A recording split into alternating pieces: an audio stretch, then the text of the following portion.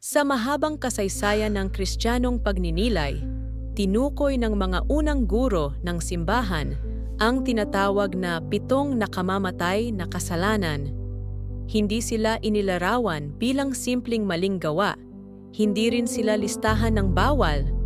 Bagkus, sila ay mga ugat, mga disposisyon ng puso na pinanggagalingan ng maraming pagkilos na sumisira sa ating ugnayan sa Diyos, sa kapwa, at sa ating sarili.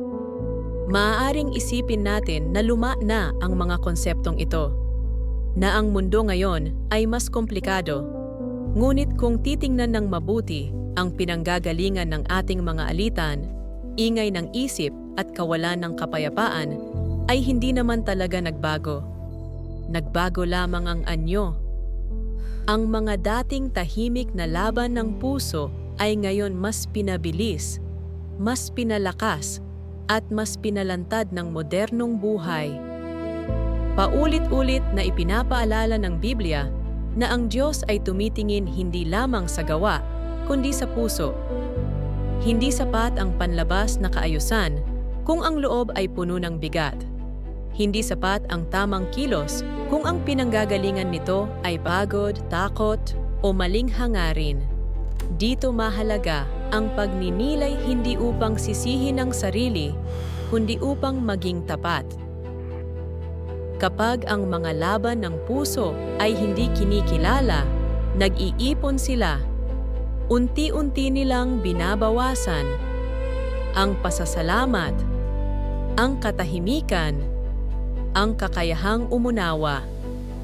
Minsan, hindi natin agad napapansin ang pagbabago. Pakiramdam lang natin ay pagod tayo, o iritable, o manhid. Ngunit madalas, ito ay paanyaya na huminto at magnilay. Mahalagang linawin ito. Ang pagninilay ay hindi paghahanap ng pagkakamali. Ito ay paghahanap ng liwanag. Hindi tayo inaanyayahang maging perpekto. Inaanyayahan tayong maging totoo. Ang Diyos ay hindi nagugulat sa ating kahinaan. Ngunit hinihintay niya ang ating katapatan. Sa katahimikan, maaaring itanong, ano ang madalas kong dinadala sa puso? Ano ang madalas kong ipinaglalaban sa loob? Ano ang unti-unting humuhubog sa aking mga desisyon? Hindi para husgahan ang sarili, kundi para maunawaan. Dahil ang hindi natin kinikilala, siya ang patagong namumuno.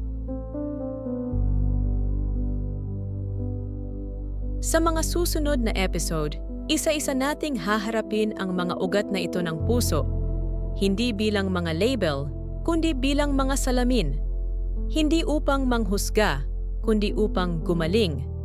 Dahil ang pagbabago ay hindi nagsisimula sa malalaking pangako, kundi sa tahimik na pagkilala sa kung sino tayo sa loob.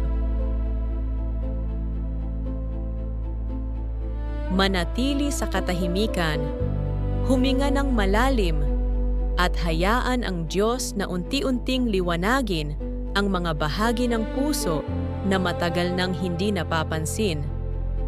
Dito nagsisimula ang tunay na pagninilay.